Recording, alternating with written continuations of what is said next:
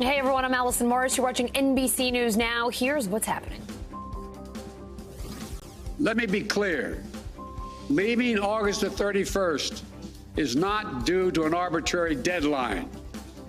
It was designed to save American lives. President Biden on the end of the war in Afghanistan, defending his decisions while the Taliban takes control. Hundreds of Americans and Afghan allies left hanging in the balance.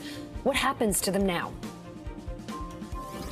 If you have already evacuated, do not return here or elsewhere in southeast Louisiana until the Office of Emergency Preparedness tells you it is ready to receive you. Threat far from over. Louisiana's governor warning residents to stay away as the state repairs catastrophic damage and the deadly storm moves to the northeast.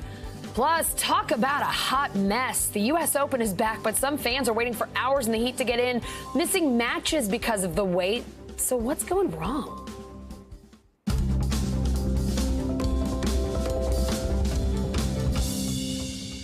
We start with team coverage of Afghanistan. It is the first full day without U.S. troops. NBC News correspondent Julia Ainsley covering the thousands of Afghans still trying to get out of the country. NBC News global security reporter Dan DeLuce has the latest from the Defense Department now that the 20-year war is over. But first, we're going to go to NBC News White House correspondent Mike Memley on the North Lawn. Mike, President Biden speaking today for the first time since that war ended yesterday, thanking our troops for their service, not just during this last difficult mission, but their entire 20 years in Afghanistan. What did he say about U.S. foreign policy there from here on out?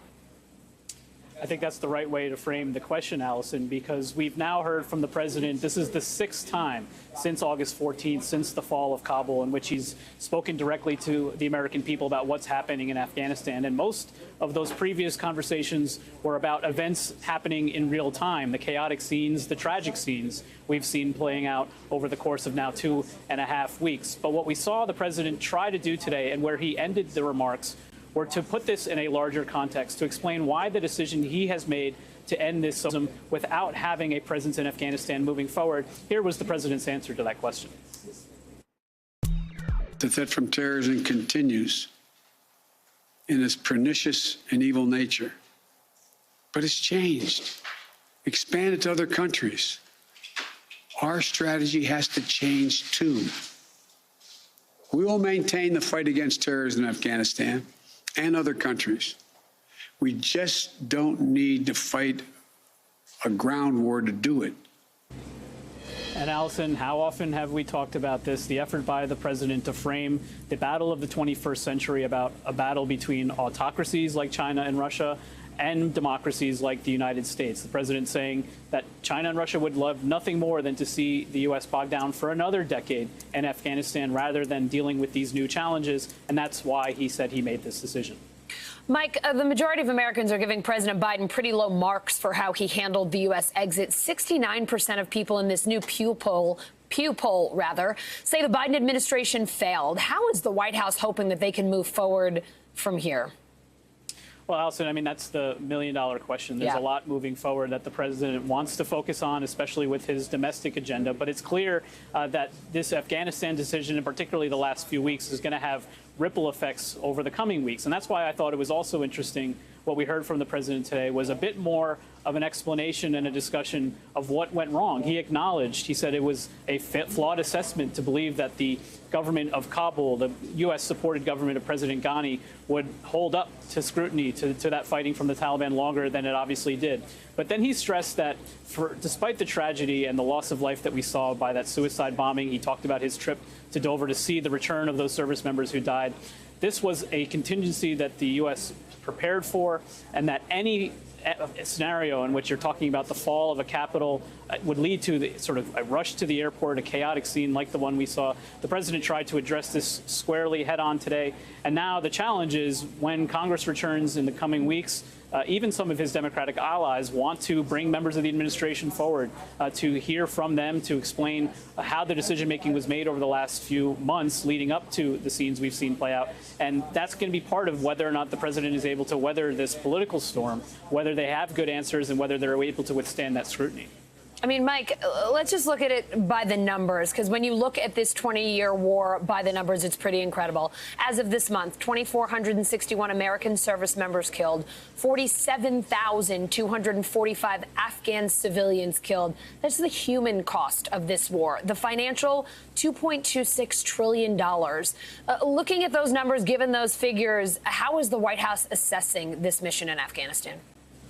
Well, what the president chose to focus on most today was that human cost, the idea that he said only 1% of Americans really knew what serving in this conflict, what being part of it meant over the last 20 years. He talked about the loss of his own son, who, of course, was a veteran of the war in Iraq. And that's where the president believes this conversation is really the safest in terms of the political impact of it. That the decision that was, you talked about the poll numbers showing a downfall in his approval rating, especially on this issue. But what polls continue to show more broadly is that Americans did feel ultimately that this 20-year commitment in Afghanistan was not worth it. There's a reason why former President Donald Trump and now President Joe Biden were largely in agreement about ending this war. It's because that's where most of the American people were. And so the president using and emotionally closing his remarks with that human toll here, I think shows really where the president feels this war most deeply. Absolutely. All right, Mike Memoli at the White House, thank you so much. For the latest from the Pentagon, let's bring in NBC News global security reporter Dan DeLuce. Dan, the Taliban celebrating last night, calling it Afghans' independence. There were fireworks. The group is now forming their government. What kinds of conversations, if any, are happening right now between the Taliban and the U.S., or did those talks largely end when we left yesterday? Well, there still is a channel there between the U.S. and the Taliban. The U.S. was speaking to the Taliban, of course, since last year and before last year, when that agreement was signed that laid out the U.S. withdrawal that was negotiated by U.S. diplomats. And the envoy, Zalmay Khalilzad, is still in office and still has a channel of communication with them. Now, and the U.S. military, of course, also had a channel. I don't think, though, the U.S. has a tremendous amount of leverage there now that U.S. troops are gone. Now, what the administration is saying is they're going to rally other governments and ensure that the Taliban won't be recognized or won't gain any legitimacy internationally or get development aid, for that matter, unless they show some respect for human rights, for women's rights, and allow Afghans, including these Afghans who want to get to the U.S., to travel outside of the country. So it's a limited conversation. I don't know how much is going to be agreed on there. How about ISIS-K? They are certainly not gone yet. How's the Pentagon handling that mission now that we don't have U.S. troops on the ground in Afghanistan? It was interesting to hear President Biden say that, the fight against terrorism continues. We just won't wage a ground war in Afghanistan. And he said also that we weren't finished with ISIS-K. So I think we're going to see more of these kind of strikes, drone strikes, or other kinds of, attacks from the air. There are no U.S. troops on the ground. But, of course, it's much more difficult when you don't have a presence there. The intelligence picture will be partial, will be not as sufficient. It won't be as clear where they are or what they're doing. But it is how the U.S. does address, terrorism threats around the world without troops on the ground. But they won't necessarily be getting that much information from the Taliban. As much as the Taliban sees ISIS-K as an adversary, I don't think the U.S. can rely on the Taliban in that counterterrorism fight. So it's going to be more difficult. Dan, Secretary of State Tony Blinken saying last night that as many as 200 Americans are still in Afghanistan. Their situations, though, are more complicated than those who got out before the deadline. What can you tell us about them? Are there plans to still try and get them out, or are these people who are going to be staying for now? This is a really difficult situation. Yeah. The U.S. doesn't have C-17s or helicopters on the ground anymore. It doesn't have control of the airport. It doesn't even have an embassy. So it's really a matter of relying on the Taliban to allow Afghans to travel. Now, the Taliban wants international legitimacy. They want to be recognized. They want to get economic aid and development aid and access to international banking systems.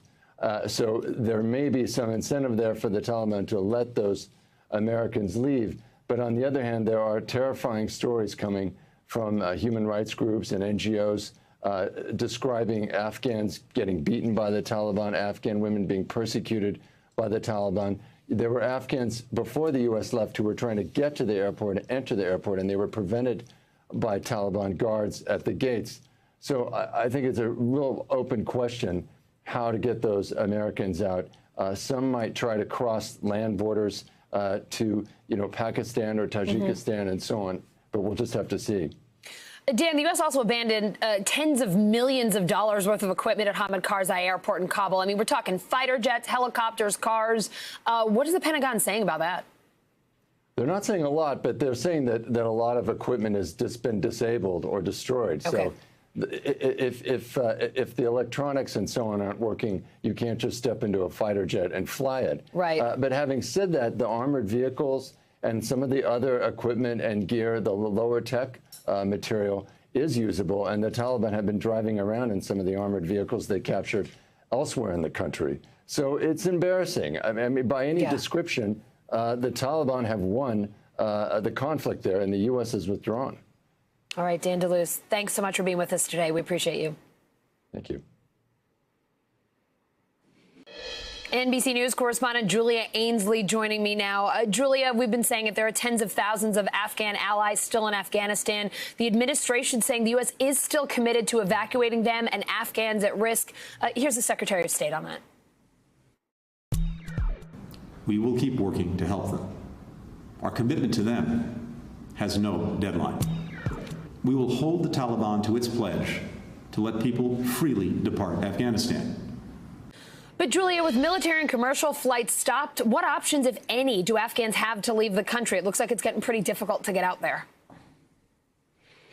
Right. I mean, there you heard Secretary Blinken say that they were committed to helping get these Afghans out. But there is no U.S. presence. There's no embassy for these people to go to have their documents verified and be processed in order to put on evacuation flights, which also don't exist, to leave the country. So right now what they're looking at are land crossings. And we've already heard reports of the Taliban stopping Afghans on their way to border crossings to try to get to one of the 6 borders that Afghanistan shares with other countries. They've been stopped. So even if they could get to one of those land crossings, which is of course in doubt, then getting across is another question. None of the 6 countries have committed to taking in Afghan refugees, and really that's their only chance of getting out. They'd have to get out of Afghanistan first to a place where they could have their documents reviewed by an American consulate, be put on a plane and taken to the United States to safety. Many of them could end up in refugee camps. We know that countries like Pakistan and Iran already have millions of Afghan refugees that have built up there over 4 decades. So just to make sure I'm clear on this here, though, Julia, I mean, we get a sense of how difficult it is to get out by land, right? Even if they are able to get to the borders, have neighboring countries said whether they'll accept them? Are they not saying either way? Is there just no guarantee? What exactly are they up against if they are lucky enough to get to that border? They're not saying either way. We know that there was actually a call of sorts where they came together and had a conversation about the fact that they could soon see people crossing into countries like Pakistan, Uzbekistan, Turkmenistan, but there were no commitments made to say we are here to welcome the Afghan people. The Biden administration obviously has been criticized for its evacuation plans. One NGO leader saying the time for recrimination will come, but right now we just have to get people out. What else are you hearing from immigrant and refugee advocacy groups here? That's right. I mean, the one complaint that they don't have is being kept in the loop, at least this past month. We understand there have been a number of calls, both with DHS, the State Department, the White House, that they've shared information with these NGOs. So they've been in the loop. They just haven't been happy about what they've been hearing. Now the job has fallen to NGOs, and they say it's time to get people out. They're trying to tell a lot of people just to shelter in place rather than going to land borders, even though they know the Taliban is in some cases going door to door looking for people. And when we talked about some of the frustration that comes up on those calls, that's when that NGO leader said, you know, the time for recrimination will come. This has not been forgotten. The task that has fallen for these NGOs, international aid agencies, sometimes just ad hoc groups that have sprung up in the past month, to now take on what they feel should have been the role of the U.S. government in the first place. All right, Julia Ainsley, thanks so much for your reporting. All right, it is time for the headlines. Let's go to NBC News Digital reporter Maya Eaglin. She's got the latest for us from NBCNews.com. Maya, what's up? Hey, Allison. Mike Richards is out as executive producer of Jeopardy and Wheel of Fortune. Richards was supposed to succeed Alex Trebek as Jeopardy host, but stepped down earlier this month after controversial comments he made in the past resurfaced. Sony had hoped the controversy would calm down after he stepped down as host, but a Sony executive said, quote, "That clearly has not happened." The Florida Department of Education is withholding funds from school districts defying Governor DeSantis' ban on mask mandates. Florida's education commissioner announcing the state is withholding funds from 2 counties. It comes despite a judge ruling the ban unconstitutional. The funds are used for the school board member salaries. The first male accuser taking the stand at R. Kelly's trial. The witness testifying in a Brooklyn federal court Monday. He told the jury that Kelly lured him into his home in 2007 with false offers of helping him with his music career. Once there, the star sexually assaulted him. Kelly's accuser was 17 at the time. The witness is testifying as a part of a cooperation agreement stemming from a separate case. U.S. climate envoy John Kerry beginning his Asia trip in Tokyo today. It kicks off with talks on carbon emissions with Japan's prime minister. Next, Kerry heads to Beijing for discussions on cutting support for fossil fuels. It's all part of the United States' latest effort to raise climate change awareness and curb carbon emissions within the global community. And Virginia Governor Ralph Northam giving posthumous pardons to 7 black men executed in 1951 for the rape of a white woman. The men, known as the Martinsville 7, have been cited as an example of racial disparity in the use of the death penalty. Advocates asked Northam to issue pardons in December, saying their trials were unfair and the punishment was extreme.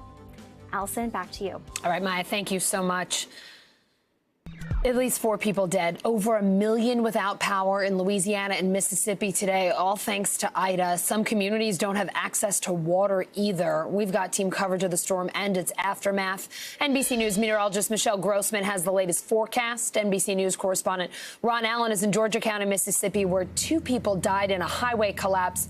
So, Ron, I had to drop torrential rain there. That highway basically just crumbling. What happened? What do you know? How many other people were injured? Well, there were 2 people killed, unfortunately. There is 10 people injured, and there are 3 of them in critical condition. And if you look behind me, you can see what happened here. The road essentially got washed out, the bottom underneath it, the underpinnings of it. There was a lot of water on the ground here, and it was 10:30 at night. It was pitch black. This is a particularly dark stretch of roadway, the authorities say. And 7 cars drove into that ditch. There's still some of the tangled debris from the wreckage there that you can see. So the speculation is that many of the folks probably never even knew what happened. They're just driving along on a highway, and all of a sudden they're in this ditch. Here's how the state police described the rescue effort. Take a listen. You had volunteer firemen here. You had local community people here coming to help offer their assistance and, their equipment to help save these people. Now, there's an army of transportation workers out here trying to figure out what to do next. Unclear what they're going to do. You can see they're taking all kinds of measurements.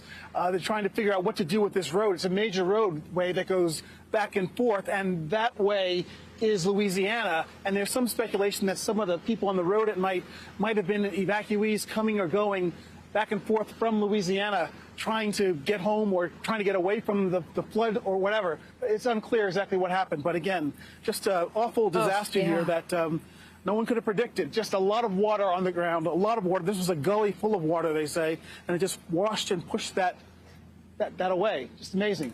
Allison? Oh, Ron, that's just unbelievable there. What other kinds of damage are you seeing there in George County? What else are they dealing with today? Well, that's the irony. There isn't much other damage here except this, where 2 people died of the 4 people who were killed during the storm. It's just a crazy set of circumstances. Overall, most people in Mississippi are feeling like they dodged a bullet. They're relieved that the storm didn't hit here as badly, as hard as was feared. There are still about 50,000 power outages. There were as many as 135,000 at the peak of it. So things are better here, and much better than in New Orleans. And there are still here thousands of people, not tens of thousands of evacuees who are in Mississippi, and the governor and others in Louisiana are telling them, don't come back home. It's not safe yet. Stay where you are. Stay here. So there are a lot of people trying to figure out just what to do next and how long this is all going to take. And the answer to that is it's going to take a while. Yeah, it sure looks like it is. Ron Allen in George County, thank you so much. Completely cut off. Communities hit hardest by Ida still waiting for help. NBC News national correspondent Miguel Almaguer is in Baton Rouge, Louisiana, with more on the rescue efforts there. Allison, this is what rescue teams across Louisiana face. There are downed trees and power lines all across this region. Getting to those cut-off communities is going to take time, but rescue efforts are underway. The communities of Grand Isle, Golden Meadow, and Matthews were the first hit by Ida's devastating force and are now the last to be rescued. I need help. People living in the region are reeling and in some cases completely cut off. As water rushed in, many who stayed had no way out. Josh Welch rode out the hurricane on his barge in Grand Isle. It was like being in a blizzard. It was raining so hard you could not see. Those who survived the initial impact are now struggling to escape the storm's aftermath. Emergency teams can't make rescues because they can't cross roads that are now gone. This is pretty common what you're seeing here, right?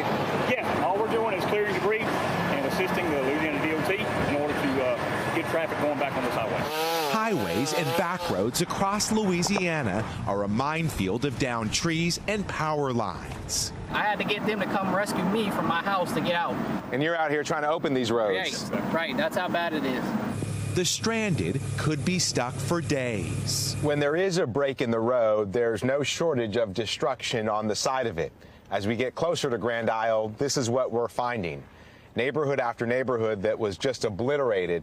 The trail of debris only ends where the flooding begins again.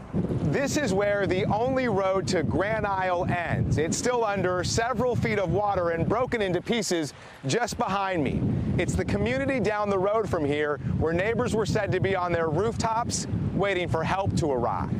7 miles long, Grand Isle was the only inhabited barrier island in Louisiana. Our team in the air with the Coast Guard surveying the damage.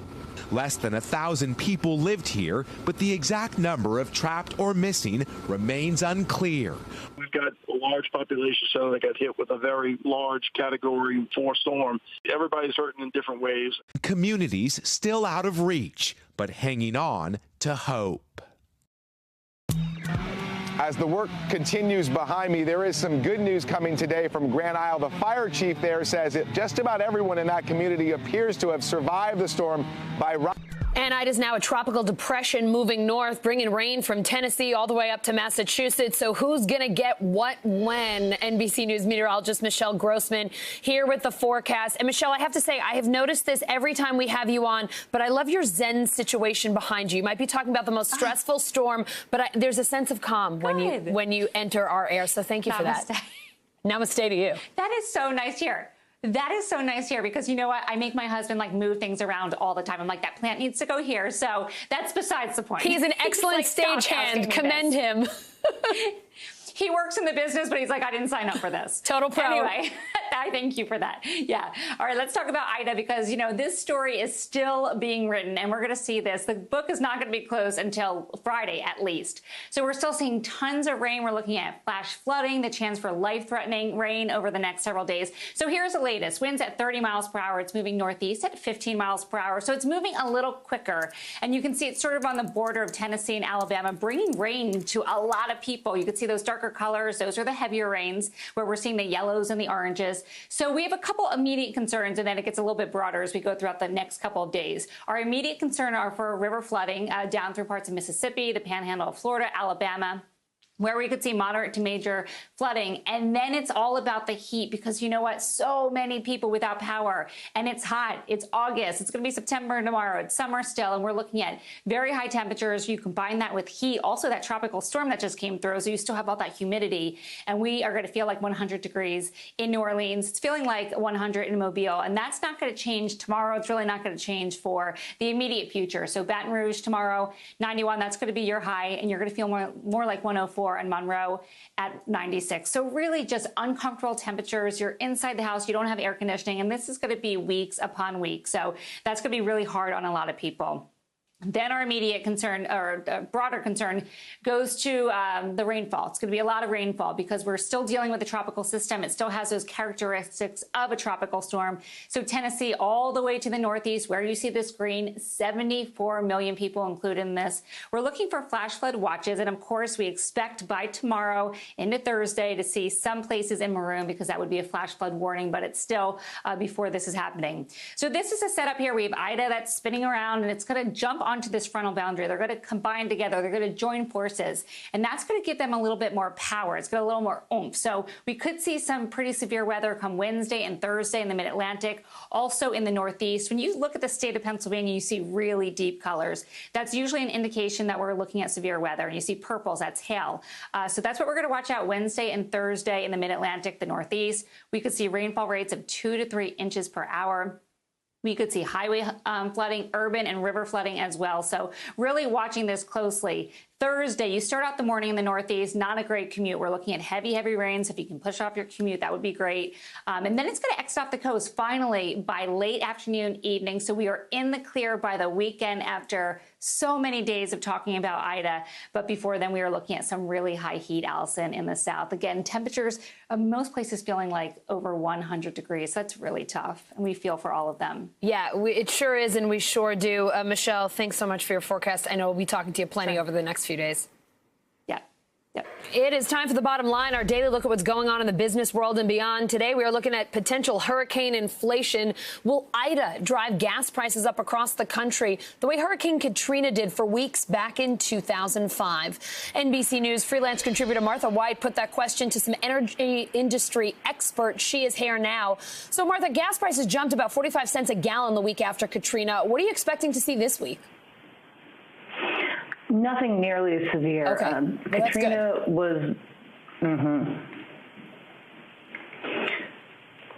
Katrina was marked by an extensive period of disruption, and we don't expect to see that. The AAA, as well as analysts I've spoken with, say maybe a 3-week or so time frame and an increase of a few to about 10 cents a gallon, and it's going to depend in a large part on where you are in the country as well. West of the Rockies, they said you'll experience little, if any, disruption. So what's making the biggest difference this time around? Why is the situation post-Ida going to be so much better than what we saw after Katrina? Some of it is duration. They expect to have things back up and running a lot sooner. Some of it is the lessons learned from Katrina. A lot of the infrastructure has been rebuilt or shored up, and isn't in as precarious a position. We saw the Colonial Pipeline was shut down preemptively, or I should say portions of it were shut down preemptively, and I see they got that back up and running today. So these sort of preparations, every time they go through this, they learn a little more, and that's all going to help. If I understand correctly, several oil refineries are still closed along the Gulf Coast. The head of petroleum analysis for GasBuddy telling you that's going to be key. Any updates there? That's still a wait and see. Okay. From as I understand it, they still are unable to access some of the sites, and so that's a question mark. They don't know what's damaged. They don't know to what extent and how long it will take to operate again. One analyst also told you the biggest risk here just might be the drivers themselves. What are they worried about seeing? What kind of human behavior should we be concerned about here? I think I have an idea.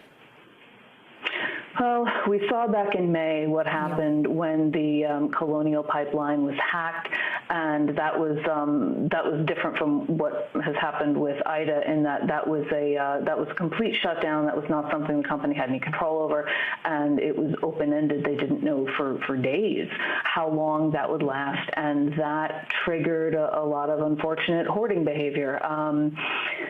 People would go out and fill up. They would get gas they didn't need, and that was really what caused a lot of the problem. People panicking, and that's something that the analysts, more than one analyst, said to me. That's kind of the biggest potential monkey wrench in this is the way people behave.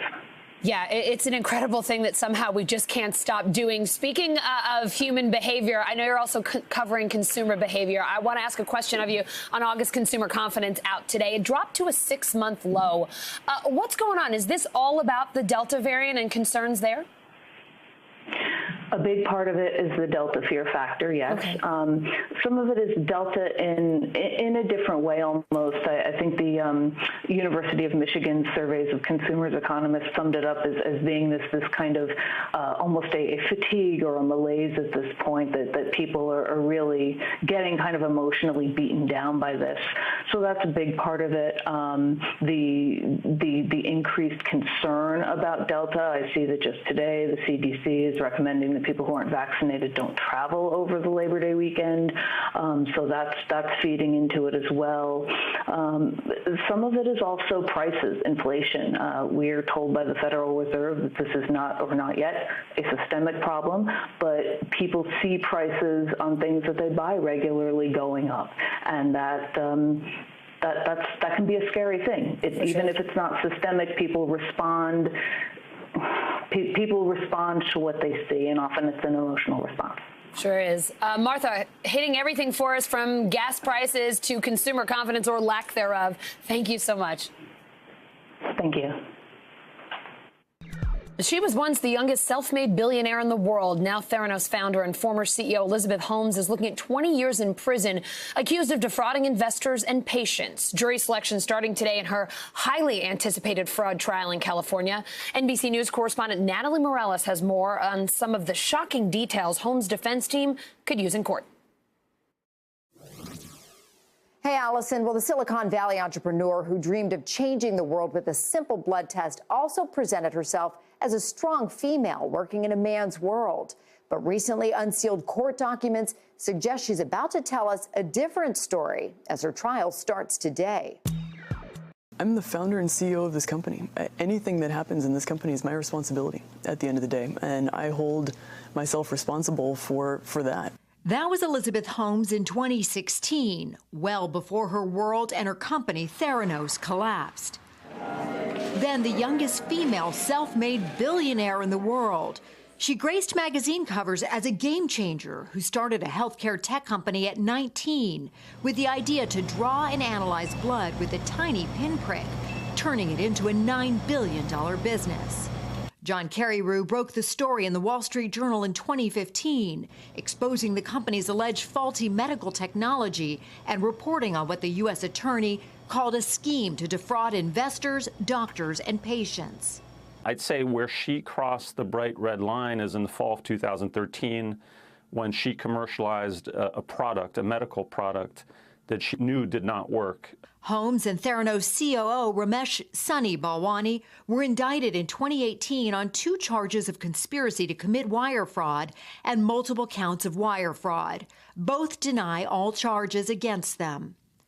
But shocking new court documents reveal her defense will likely present her as a victim, claiming a decade-long abusive relationship with Balwani, her ex-boyfriend. Holmes' attorneys writing that Balwani's control included monitoring her calls, text messages, and emails, physical violence, such as throwing hard, sharp objects at her, restricting her sleep, monitoring her movements, and insisting that any success she achieved was because of him. And further claiming Mr. Balwani controlled her so much, essentially dominating her and erasing her capacity to make decisions. I think it's an opportunity for her to get the jurors to sympathize with her. She does have incredible charisma. She's a chameleon. She can really put on a terrific act. Balwani's attorneys are firing back, saying Ms. Holmes' allegations are deeply offensive to Mr. Balwani, devastating personally to him. Elizabeth Holmes is expected to testify in court. If convicted, she could serve 20 years in prison. A separate trial for Sunny Balwani will be held in January of 2022. NBC News reached out to attorneys for both Holmes and Balwani, and both declined to comment on the case. A group of abortion rights advocates and providers making a last-minute plea. They are asking the U.S. Supreme Court to block a new Texas law that would ban abortions as early as 6 weeks into pregnancy. It takes effect tomorrow. NBCNews.com reporter Chloe Atkins joining me now. Chloe, in this filing, the president and CEO of the Center for Reproductive Rights called this law cruel, saying that patients will have to travel out of state in the middle of a pandemic to receive constitutionally guaranteed health care, and many will not have the means to do so. How likely is the Supreme Court to intervene? What do you expecting here? Hey, Allison. So that is a question that is on everyone's mind. We can't predict what is going to happen, and there's no telling when they will rule. But I do want to underscore that this is the first time we're seeing a 6-3 conservative majority on the Supreme Court weighing in on an abortion case. And if they do let it take effect tomorrow, it essentially flies in the face of 50 years of precedent since Roe v. Wade. And I want to take a step back and look at what this law means. So under this law, it bans abortion when cardiac activity is detected, which happens around 6 weeks in pregnancy before most people know they are pregnant. And Allison, I'm hearing from my sources and providers on the ground in Texas that they're preparing for this law to go into effect tomorrow by amping up and really bolstering logistical and financial support to help people get care outside of the state. Okay, so Chloe, I have to ask you about the way this law will be enforced, because this one is a little bit unusual. At least I thought so when I first read it. State officials can't enforce the ban, but individuals can go after abortion providers. Can you explain this? Right, Allison. So the law prohibits state officials from enforcing the ban, and instead it allows individuals to sue an abortion provider or anyone like a clinic escort, an abortion fund employee who may have helped someone get an abortion after the 6-week limit. And abortion rights advocates in Texas are telling me that the law will encourage opponents to flood the courts with lawsuits, which could cripple their ability to operate. So the justices, Supreme Court justices, that is, are also taking on a separate challenge to Roe v. Wade this fall. Could you tell us about this one? Because they are certainly going to be dealing with quite a bit of abortion rights issues in the next weeks, if not months. Absolutely. There's a lot going on. So, well, the Supreme Court agreed to take up what is going to be a major abortion case that they will hear this fall from Mississippi, which bans most abortions after 15 weeks, with few exceptions. This is the first law from a wave of anti-abortion laws that was passed during the Trump administration. And their hopes were to reach the Supreme Court and to be the vehicle at the Supreme Court to overturn Roe v. Wade. And this is a big boost for abortion opponents who hope that the newly conservative court will be more favorable in the Mississippi's ban. And it's a very big deal, and we're definitely keeping our eyes on it this fall. All right, Chloe, thank you so much for being with us today. We appreciate it. You too. Having a mild cough or heading to the hospital, monoclonal antibody treatment, a game changer for people at high risk for COVID. But who should get it and when? NBC News senior medical correspondent Dr. John Torres explains. Drugs that could keep COVID patients out of the hospital. A drug that could protect high-risk COVID patients. They're called monoclonal antibodies. It could be the difference between having a sore throat and a cough for just a few days or being on a ventilator. Early treatment with anti-SARS-CoV-2 monoclonal antibodies can reduce the risk of COVID-19 hospitalization or death by 70 to 85%. Monoclonal antibodies are a drug that works by mimicking the body's natural immune response. Governors in certain states that don't favor vaccine mandates are touting this therapy as a lifesaver. We are the first state to start the treatment centers for monoclonal antibodies. That should have been a bigger plan, a bigger part of this whole response throughout the country from the beginning. Although there's been some controversy around Governor DeSantis and the treatment after the AP reported a a top DeSantis donor, is a large investor in Regeneron, the company that makes one of these therapies. DeSantis says the criticism is a baseless conspiracy theory. Despite the controversy and the growing political nature of the hype, monoclonal antibodies continue to be vastly underused. They're authorized by the FDA to treat COVID and even prevent it in some circumstances. The people eligible are older than age 65, overweight or obese, or have underlying health conditions like diabetes, heart disease, and compromised immune systems. But less than 30% of them have been treated, according to the CEO of Regeneron. Dr. Adit Ghinde, who's researching monoclonal antibodies at the University of Colorado School of Medicine, says awareness is a major problem. Patients and the general public haven't generally heard of this treatment. Monoclonal antibodies have to be administered within days of developing COVID symptoms. The treatment has to be given intravenously into the vein or subcutaneously into the skin, often in an infusion center. We watch individuals who receive this treatment for an hour just to make sure to be extra safe that they're not having signs of allergic reaction. But the hassle is well worth it. Dr. Marion Sills, a colleague of Dr. Ghinde, was diagnosed with a breakthrough case last month. She credits the therapy with a complete 180 in her symptoms.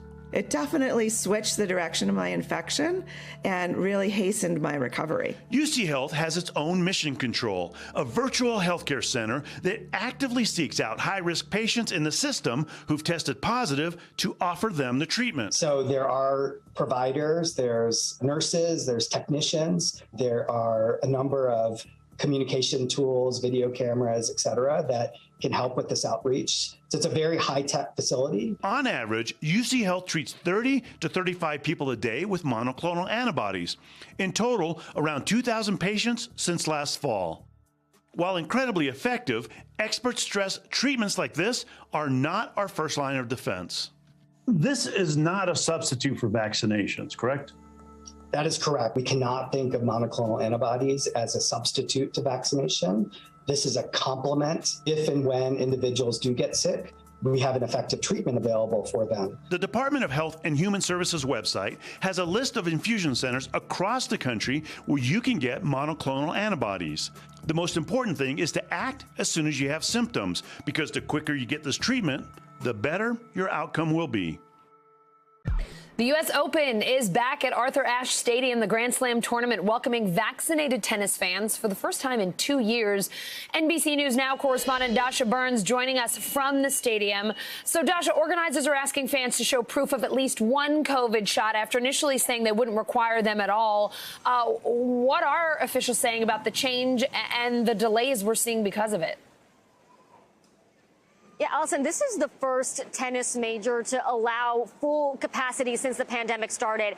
And like so much of the reopening process that we've watched over the last several months, it's come with its snags and it's come with its pivots. When tickets first went on sale for this event, there were very few COVID restrictions and requirements, and that set off alarm bells for some local leaders.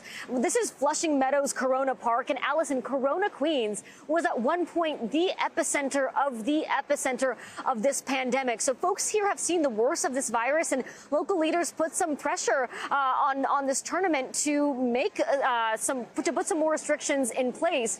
But those restrictions went into place just about a few days before the tournament began, and that did come as a surprise for some fans. I talked to the COO of the U.S. Tennis Association Tennis Center. I want you to hear what he had to say about the shifting nature of planning an event like this in the middle of a dynamic backdrop of this ever-changing pandemic. Allison, take a listen. Well, when the matches end at 1:30 in the morning, I don't have any trouble getting my 4 hours of sleep, so very little keeps me up at night. But the biggest challenge for us is the mental stuff. It's the change. It's the uncertainty of things. We put our plan together every year for the U.S. Open basically a day after the last event ended. But the things that you don't know, a Delta variant coming up out of nowhere in June when things were so good in New York City, these are things we can't control, like the weather or who wins a match. Yeah, Alison, they say they've been reassessing the situation, and as the city wanted them to change the requirements and to add more restrictions, they followed suit. And so far, it's been working today with the people that we've been talking to, Alison. All right, so Dasha, I have to ask. I'm a New Yorker. I love going to the U.S. Open. I think it's one of the best sporting events in town. But I will also tell you this, and I don't need to because you know it, but our viewers might not. It is usually so darn hot. I understand 53,000 people showed up on day one. I know you've been speaking with folks all day. What are they saying about the lines and the wait times? I know at least the New Yorkers are complaining about it. Maybe the tourists are being a little nicer. Yeah, you know, we've talked about snags and pivots in this reopening process. Yesterday got off to a rocky start. There was a line of maybe 5,000 plus people, a quarter-mile long. People were standing in the sweltering heat. It was tough, and there were a few different factors that led to those bottlenecks. Today, though, you can see here behind me, it's been a quick process. Yeah, that's not because people aren't coming through. It's because they're coming through here really quickly. And I'll tell you, the enthusiasm from the people I've been talking to, I met a group on a girls' trip. They've been coming every single year for 10 years, and they were heartbroken to miss it last time. They're so excited to be back this time around. And the vaccination requirement did take some people by surprise because it came so last minute. But a lot of folks we talked to did say it made them feel safer to go into these stadiums, Allison. Take a listen to what we heard today. I think it was great. It's necessary, and it's okay. Yeah. Do you think you'll feel safer knowing that other people in there are vaccinated? Yes, definitely. For sure. I will. I think it's great. Yeah. And I wish the players had to be vaccinated as well. I'm disappointed that wasn't part of it. But we're doing our part. They should maybe be doing their part, but at least we're doing it, right? Yep. It took a really long time. I mean, it was like a half a mile, but it moved. It was about 35, 40 minutes yesterday. Yeah, what was it like to get here and to see those crazy lines? I mean, you probably haven't been in a packed stadium in a long time, let alone waiting in that long a line. Yeah, it was interesting. I mean, people just kept asking us to be patient.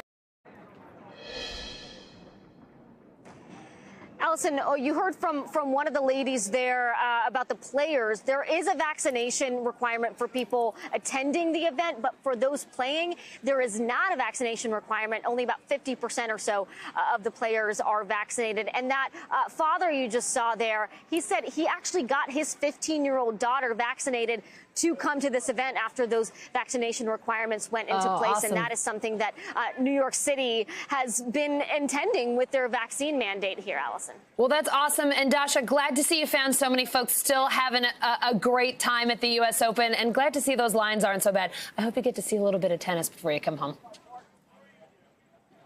I might take a little sneak peek in there and see what's going on, Allison. Have a great time, Dasha. We'll talk to you soon. Thanks, friend.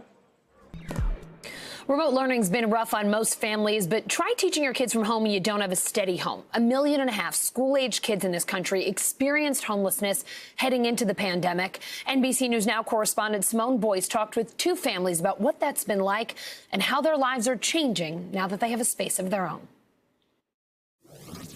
This is where we ended up at, and it's more than I could expect. But this is basically what I do everything at, because this is basically my therapy on how I do everything. This is more than just a kitchen. For China Young, it's a sanctuary, especially after living in a D.C. homeless shelter last year with her 2 young children. It was very traumatic because I slipped into a deep, depression. Everything changed when the pandemic hit, and the fine dining restaurant where China worked as a pastry chef closed its doors. She's on her own now, selling her desserts through word of mouth. I'm really, really trying very hard to be the best mom for them. And I just want to be able to succeed so that, they'll be looking up to me and not have to look at me as a failure. About 1.5 million American students experienced homelessness in the 3 school years before the pandemic, according to a report published in February 2020 by the National Education Association. With the Supreme Court effectively ending Biden's eviction moratorium, hundreds of thousands of families could be facing housing instability as the coronavirus pandemic and the surging Delta variant disrupts a third year of learning, homeless children are at an even greater risk of falling off the radar and falling behind, like China's daughter, Mayoki. She has really been trying hard, but, you know, her grades slipped a little bit because her stuff that she likes being around her and YouTube and everything. I just want her to be able to excel back to the level that she was at first. From the East Coast to the West, job losses and soaring housing costs are pushing families past their breaking point. It has been very difficult, this experience. Many nights with no sleep and just trying to figure out the plan, because there was no plan. Sarah Campbell helps unemployed Californians find work.